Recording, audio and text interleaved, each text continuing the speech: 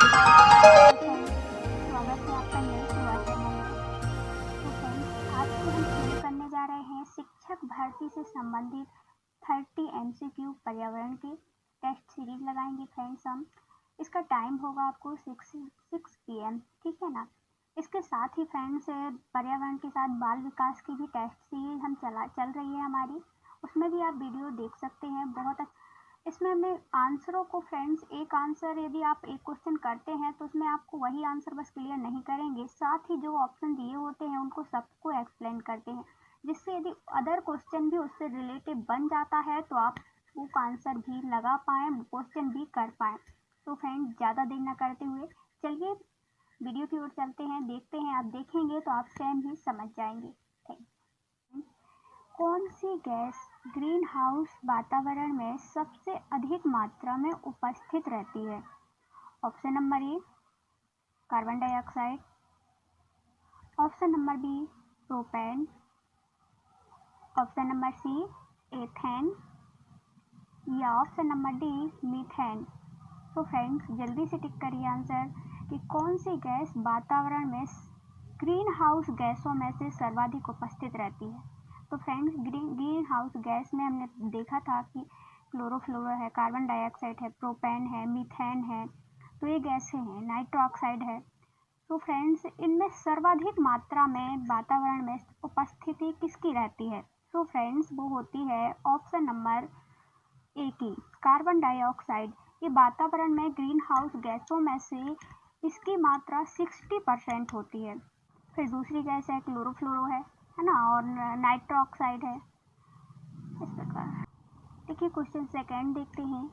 निम्न में से कौन सा क्रम पारिस्थितिक तंत्र में ऊर्जा प्रवाह के संबंध में सही है? तो ऊर्जा का प्रवाह हमने देखा था पारिस्थितिक तंत्र में, तो आप बताइए। ऑप्शन नंबर ए है उत्पादक, उपभोक्ता, अपघटक। क्या इसी प्रकार ऊर्जा को क्रम में परिवर्तित होता है फ्रेंड्स? या ऑप्शन नंबर बी उत्पादक, अपघटक, उपभोक्ता, या ऑप्शन नंबर सी देखिए अपघटक पहले आएगा। अपघटक से ऊर्जा क्या उपभोक्ता के पास जाती है या फिर उत्पादक के पास जाती है? देखिए ऑप्शन नंबर डी देखते हैं। फर्स्ट में उपभोक्ता से ऊर्जा क्या उत्पादक में जाएगी, फिर अपघटक में जाएगी? तो नहीं, इनमें से राइट आंसर हो जाएगा, जल्दी से आप कमेंट बॉक्स में आंसर कीजिए। इनमें से राइट आंसर हो जाएगा ऑप्शन नंबर ए। देखिए जो पेड़ पौधे होते हैं उत्पादक होते हैं, उसको कौन खाता है? उपभोक्ता। जैसे अपन लोग हैं मांसाहारी है, शाकाहारी, मांसाहारी, इस प्रकार से ऊर्जा क्रम जाती है। जब उपभोक्ता अपन लोग खा लेते हैं, फिर अपन किसी भी जीव की मृत्यु हो जाती है तो उसको कवक क्या कर देती है? अपघटक में परिवर्तित हो जाता है। तो ऊर्जा का क्रम कौन सा सही हो जाएगा? ऑप्शन नंबर ए उत्पादक, उपभोक्ता, अपघटक। तो फ्रेंड्स, चलिए देखते हैं क्वेश्चन नंबर थर्ड। भारतीय गैंडा कहाँ संरक्षित है?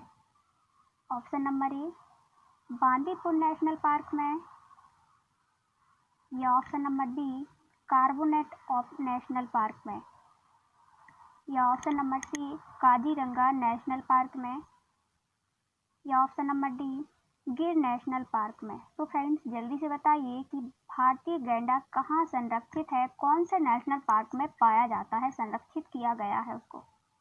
तो फ्रेंड्स, जैसे आप बात करें बांदीपुर नेशनल पार्क, तो ये तो मध्य प्रदेश में है। कार्बोनेट नेशनल पार्क ये हमारे उत्तराखंड में, इसको जिम कार्बोनेट नेशनल पार्क कहते हैं। ये हमारे देश का प्रथम नेशनल पार्क था, ठीक है, ध्यान रखना। और फ्रेंड्स, यहाँ पे पाए जाते हैं जैसे बाघ है ना, बाघ के साथ साथ हाँ बाघ है, शेर है, ये सब पाए जाते हैं। काजीरंगा नेशनल पार्क ये है फ्रेंड्स हमारे असम में। देखिए रंग लिखा है और रंग असमान पाए जाते हैं, अलग अलग रंग के होते हैं। तो असम से काजीरंगा आप याद रख सकते हैं, और यहाँ पे पाए जाते हैं भारतीय गैंडा, ध्यान रखना आप। इसके साथ ही ऑप्शन नंबर डी देखिए, इसको और समझा देते हैं, एक्सप्लेन कर देते हैं, इससे दूसरे क्वेश्चन भी आपसे बन सके। गिर नेशनल पार्क ये हमारे गुजरात में पाया जाता है, भारत के। फ्रेंड्स, इस गिर नेशनल पार्क की खास बात है ये है कि हमारे एशिया के सफ़ेद शेर पाए जाते हैं इस गिर नेशनल पार्क में, ध्यान रखना, क्वेश्चन बन जाता है। देखिए क्वेश्चन नंबर 4 देखते हैं। वर्षा जल संग्रहण क्या है? इसका मतलब क्या होता है? देखिए फ्रेंड्स, ऑप्शन नंबर ए देखिए, पानी का वितरण। क्या जल संग्रहण का मतलब वितरण? ये तो जस्ट अपोजिट है, आप ध्यान रखना। ऑप्शन नंबर बी, प्रयुक्त जल संग्रहण का और भंडारण। देखिए हो सकता है, लेकिन थर्ड वाला ऑप्शन देखिए, वर्षा जल का जमाव और भंडारण। या ऑप्शन नंबर डी, उपरोक्त में से कोई नहीं। तो फ्रेंड्स जल्दी से बताइए कि वर्षा जल का संग्रहण क्या है? तो वर्षा जल का संग्रहण, वर्षा जल का जमाव होता है जहाँ पे वो भंडारण किया जाता है, इसको हम वर्षा जल संग्रहण भी कह सकते हैं। देखिए क्वेश्चन नंबर 5 देखते हैं। लोकसभा की कार्यवाही के प्रथम घंटे को कहा जाता है? ऑप्शन नंबर ए, क्या शून्यकाल कहा जाता है इसको, प्रथम घंटे को? या ऑप्शन नंबर बी, सार्वजनिक काल कहा जाता है? या ऑप्शन नंबर सी, विशेषाधिकार काल कहते हैं? या ऑप्शन नंबर डी, प्रश्नकाल कहा जाता है? तो फ्रेंड्स जल्दी से बताइए कि लोकसभा की कार्यवाही के प्रथम घंटे को क्या कहा जाता है? तो इसको कहते हैं हम प्रश्नकाल। क्या बोलते हैं, इसमें ओनली प्रश्न क्वेश्चन किए जाते हैं लोकसभा की जब लोकसभा की बैठक होती है उसमें प्रथम घंटे में 1 घंटे का होता है समथिंग पे। देखिए क्वेश्चन नंबर 6 देखते हैं। लोकसभा के चुनाव हेतु अधिसूचना कौन जारी करता है? गृह मंत्रालय। ऑप्शन नंबर बी, भारत का निर्वाचन आयोग। या ऑप्शन नंबर सी, राष्ट्रपति। या ऑप्शन नंबर डी, लोकसभा सचिवालय। तो फ्रेंड्स जल्दी से बताइए कि लोकसभा के चुनाव हेतु अधिसूचना कौन जारी करता है? देखिए फ्रेंड्स, जो चुनाव आयोग है वो क्या है, वो एक अखिल भारतीय संस्था है, इसमें राइट हो जाएगा ऑप्शन नंबर बी, जो राज्यसभा तथा राज्य का चुनाव भी करवाता है और केंद्र लेवल पर भी यही चुनाव करवाता है, निर्वाचन आयोग। ध्यान रखिएगा। देखिए क्वेश्चन नंबर 7 की बात करें। भारतीय संविधान में विधि शासन का विचार कहाँ से लिया गया है? विधि शासन का विचार। क्या ऑप्शन नंबर ए, स्विट्जरलैंड से? या अमेरिका से? या फ्रेंड्स इंग्लैंड से लिया गया है क्या? या ऑप्शन नंबर डी, आयरलैंड से? तो जल्दी से बताइए फ्रेंड्स कि विधि शासन का विचार कहाँ से आया है भारतीय संविधान में? तो फ्रेंड्स जो विधि शासन का विचार है वो भारतीय संविधान में हमारे अमेरिका से आया है, संयुक्त राज्य अमेरिका। सो राइट आंसर हो जाएगा ऑप्शन नंबर बी। देखिए क्वेश्चन नंबर 8 देखते हैं। किस गैस के वर्षा के पानी में घुलने से वर्षा का पानी अम्लीय हो जाता है? तो फ्रेंड्स जल्दी से बताइए कि ऐसी कौन सी गैस है जिसके घुलने से वर्षा का पानी अम्लीय हो जाता है? Option number A, carbon dioxide. Option number B, hydrogen peroxide.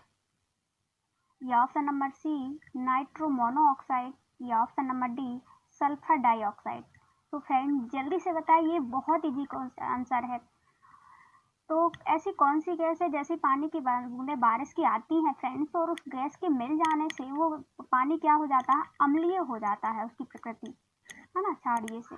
तो फ्रेंड्स जल्दी से बताइए। तो ऑप्शन नंबर इसमें राइट हो जाएगा डी, सल्फर डाइऑक्साइड। यह ऐसी गैस है फ्रेंड्स जो कि वर्षा जल को क्या बना देती है, अम्लीय बना देती है। देखिए नेक्स्ट क्वेश्चन देखते हैं। 74वें संविधान संशोधन का संबंध है? ऑप्शन नंबर ए, राष्ट्रपति की शक्तियों से।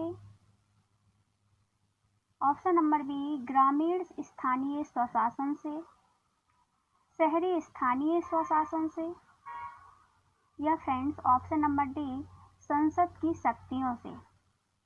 तो फ्रेंड्स इसका राइट आंसर हो जाएगा ऑप्शन नंबर सी, शहरी स्थानीय स्वशासन से। ठीक है ना। तो इस 74वें का संविधान ये का संशोधन डियर फ्रेंड्स आया कब था? 73वां संविधान संशोधन 1991-92 में आया था, 92-93 में। ठीक है ना, ध्यान रखना। इसी के तहत हम देखते हैं स्थानीय रूप से जैसे गांव लेवल पे सरपंच, ग्राम पंचायत का चुनाव होता है, इसी स्थानीय स्वशासन की व्यवस्था के कारण 74वें संविधान संशोधन से।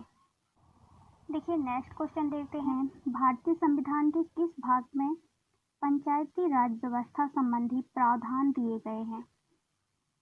ऑप्शन नंबर ए, भाग 3 में, या ऑप्शन नंबर बी भाग 9 में, या ऑप्शन नंबर सी भाग 6 में, या ऑप्शन नंबर डी भाग 4 में। तो फ्रेंड्स जल्दी से बताइए इसका आंसर कि भारतीय संविधान में पंचायती राज व्यवस्था से संबंधित प्रावधान दिए गए हैं। तो इसका राइट आंसर हो जाएगा ऑप्शन नंबर बी भाग 9 में। भारतीय संविधान के भाग 9 में पंचायती राज व्यवस्था से संबंधित कानून प्रावधान दिए गए हैं। भाग 3 की बात करें तो अधिकार दिए गए हैं, है ना, मूल अधिकार की बात की गई है। भाग 4 की बात करें तो नीति निर्देशक तत्व दिए गए हैं।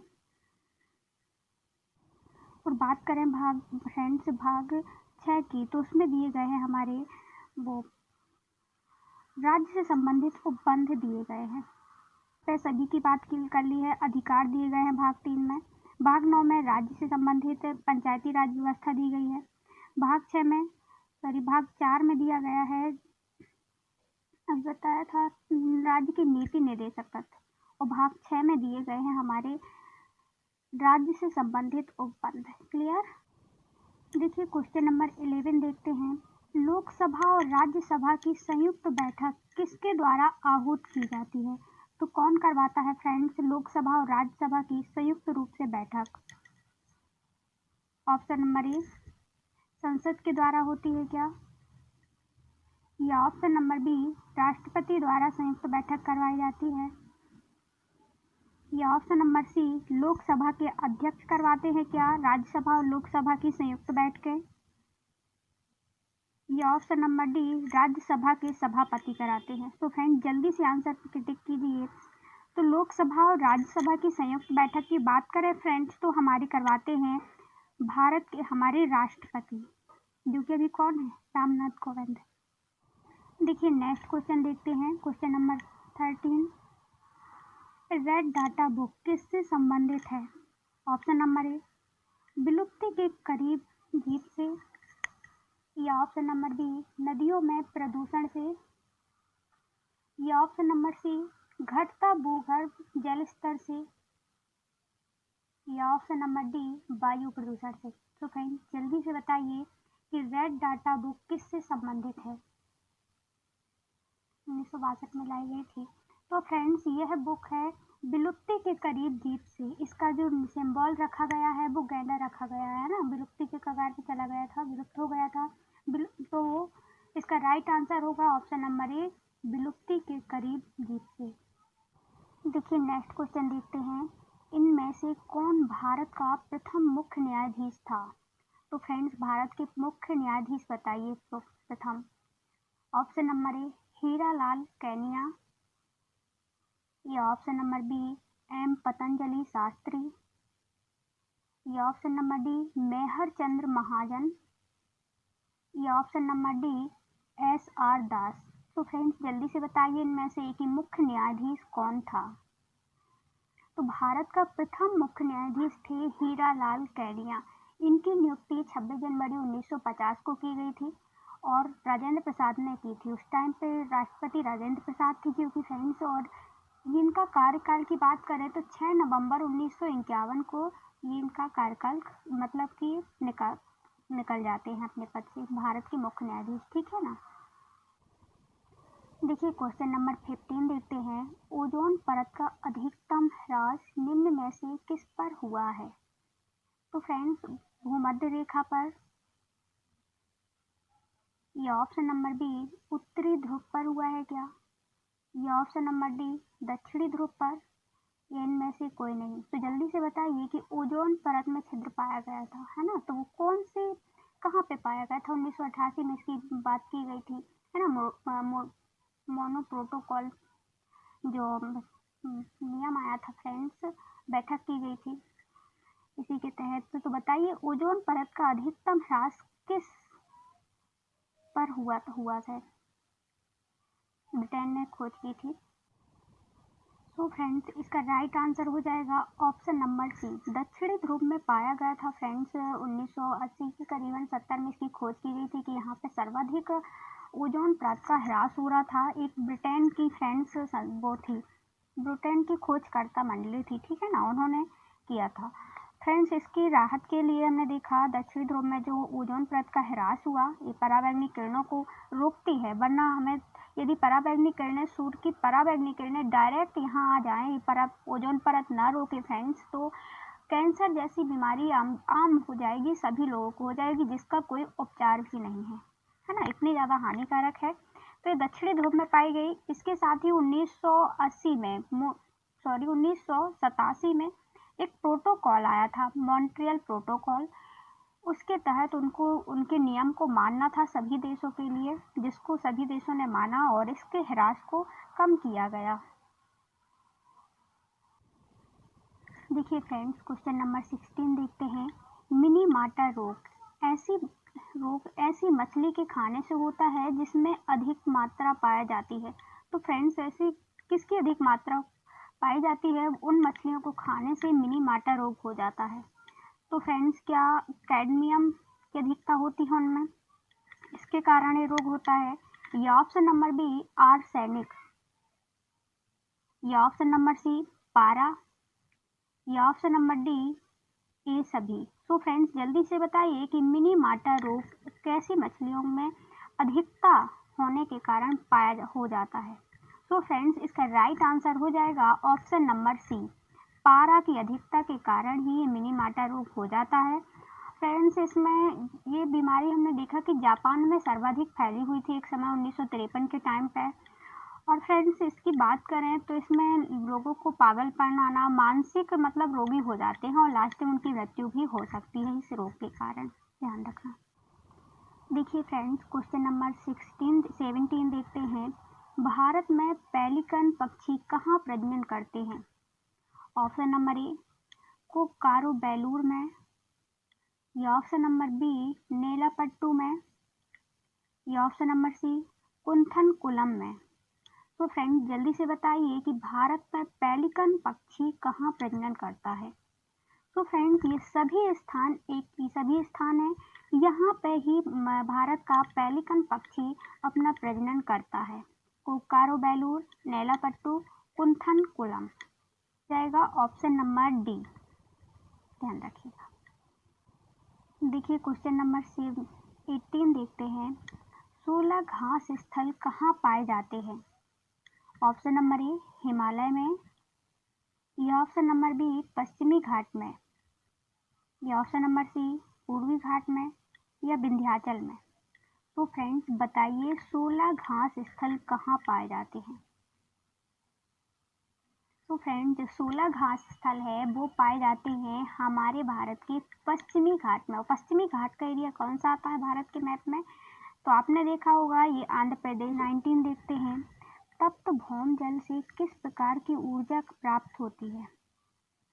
ऑप्शन नंबर ए भूतापीय ऊर्जा, या ऑप्शन नंबर बी जल विद्युत ऊर्जा,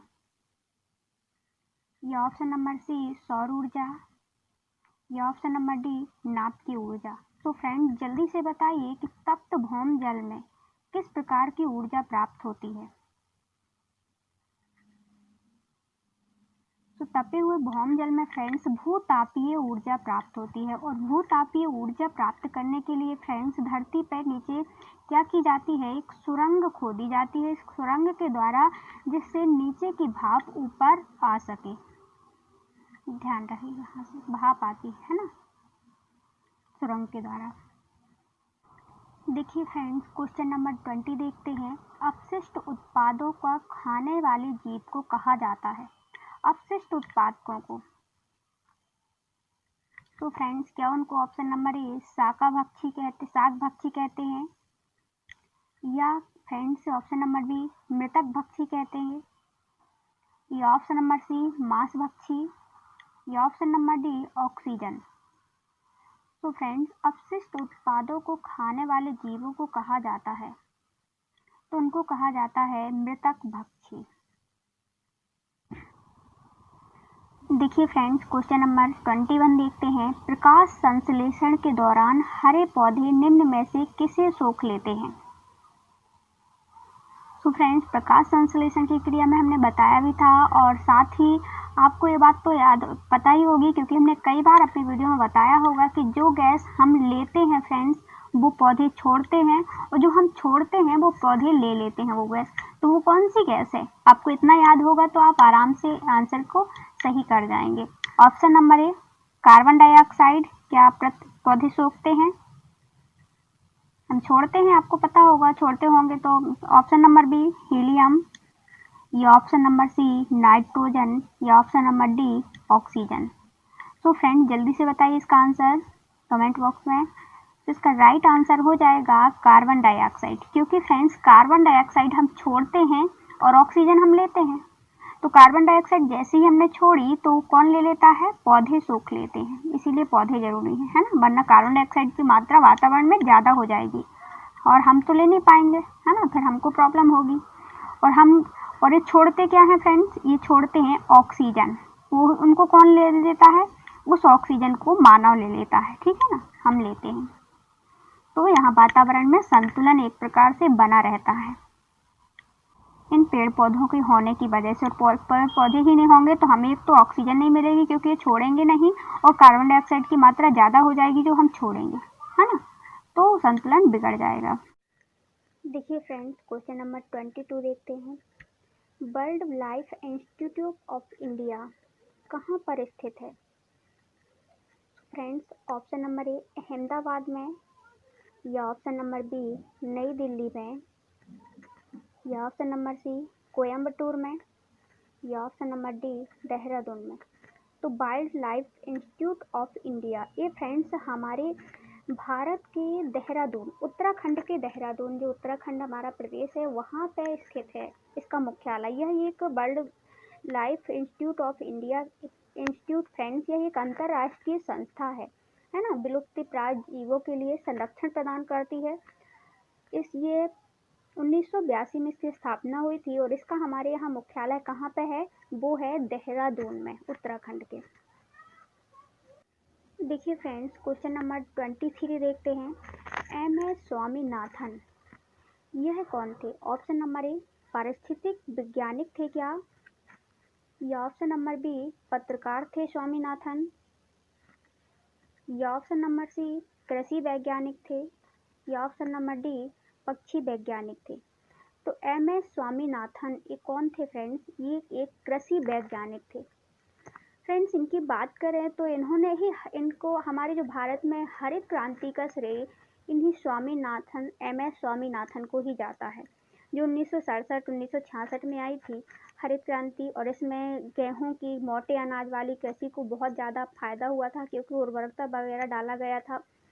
तो इस हरित क्रांति का श्रेय हमारे भारत में स्वामीनाथन को ही जाता है। और ये कौन थे? कृषि वैज्ञानिक थे। देखिए फ्रेंड्स नेक्स्ट क्वेश्चन की बात करें। विश्व पर्यावरण दिवस कब मनाया जाता है? ऑप्शन नंबर ए 5 जून को, या ऑप्शन नंबर बी 2 दिसंबर को, या ऑप्शन नंबर सी 16 सितंबर को, या ऑप्शन नंबर डी 11 जुलाई को। फ्रेंड्स बहुत इजी क्वेश्चन है, कई बार पेपर क्वेश्चन में रिपीटेड क्वेश्चन है, इम्पॉर्टेंट भी है, बात जल्दी से बताइए। सो फ्रेंड्स इसका राइट आंसर हो जाएगा ऑप्शन नंबर ए 5 जून को मनाया जाता है विश्व पर्यावरण दिवस। इसकी बात करें 16 सितंबर को ओजोन परत दिवस मनाया जाता है। देखिए फ्रेंड्स क्वेश्चन नंबर 25 देखते हैं। वर्ष 1984 की भोपाल गैस त्रसादी निम्न में से किस गैस के रिसाव के कारण हुई थी?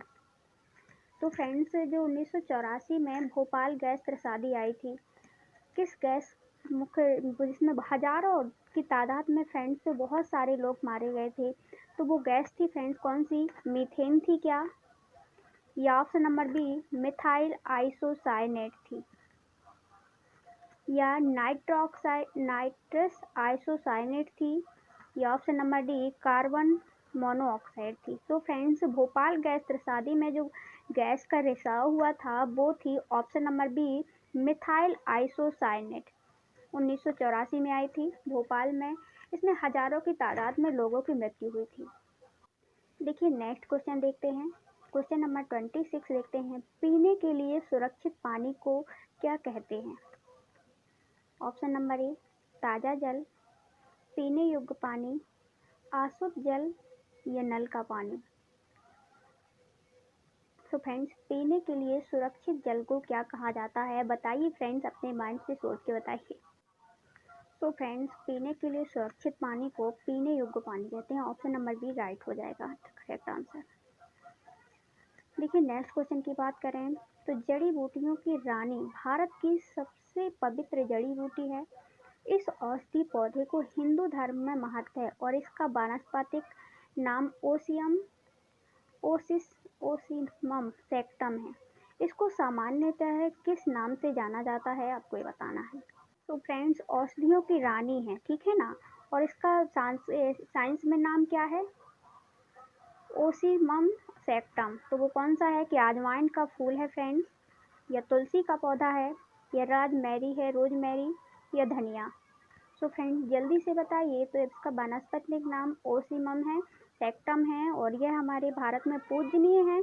वो है ऑप्शन नंबर बी, तुलसी का पौधा कहते हैं इसको, ओसिमम सैक्टम। यदि क्वेश्चन आ जाता है फ्रेंड्स कि तुलसी को पौधे का साइंस में नाम क्या है, साइंटिफिक, तो उसको आप लगा सकते हैं कि ओसिमम सैक्टम है, ठीक है ना। ये हमारे औषधियों की रानी कहा जाता है इस पौधे को। देखिए फ्रेंड्स क्वेश्चन नंबर 28 देखते हैं। यूफॉर्बिएसी फैमिली की कौन सी फसल बायोडीजल उत्पन्न करने के लिए जानी जाती है। तो फ्रेंड्स बायोडीजल बनता है ऐसी कौन सी फसल है, चलिए देखते हैं ऑप्शन, शायद आपको याद आ जाए। तो friends option number A copper leaf biodiesel बनता है, जेट्रोफा, या option number D C candle nut tree, या ऑप्शन नंबर डी सर्पगंधा। तो बताइए फ्रेंड्स इनमें से कौन सा राइट हो। तो फ्रेंड्स इनमें से राइट आंसर हो जाएगा जेट्रोफा। एक ऐसा पौधा है जिसके कारण डियर फ्रेंड्स बायोडीजल बनाया जाता है। देखिए फ्रेंड्स क्वेश्चन नंबर 29 देखते हैं। मानवीय गतिविधियां जो पृथ्वी पर जलवायु परिवर्तन के लिए जिम्मेदार हैं।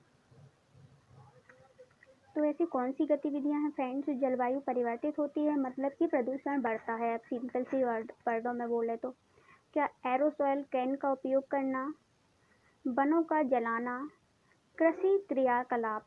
तो फ्रेंड्स जल्दी से बताइए कि मानवीय गतिविधियां जलवायु परिवर्तन करने को जिम्मेदार हैं। तो फ्रेंड्स इसमें वनों का जलना भी क्या है, एक प्रकार से जलवायु परिवर्तन को जिम्मेदार है। कृषि के क्रियाकलाप जो हम करते हैं वो भी है, और एरोसॉल कैन का उपयोग करना। तो इसमें से राइट आंसर हो जाएगा ऑप्शन नंबर डी। देखिए फ्रेंड्स क्वेश्चन नंबर 30 देखते हैं। किस वर्णक की उपस्थिति के कारण पौधे हरे रंग होता है पौधे का। तो हरा रंग किसके कारण होता है फ्रेंड्स, क्या एंथोसाइनिन के कारण, या ऑप्शन नंबर बी कैरोटीनॉइड के कारण, या ऑप्शन नंबर सी लाइकोपिन के कारण, या ऑप्शन नंबर डी क्लोरोफिल के कारण। तो फ्रेंड्स जल्दी से बताइए कि किस वर्णक के कारण उपस्थिति के कारण पौधे हरे होते हैं। तो फ्रेंड्स इसमें से राइट आंसर है क्लोरोफिल। क्लोरोफिल के कारण ही हमारे पौधे क्या होते हैं, हरे दिखाई देते हैं।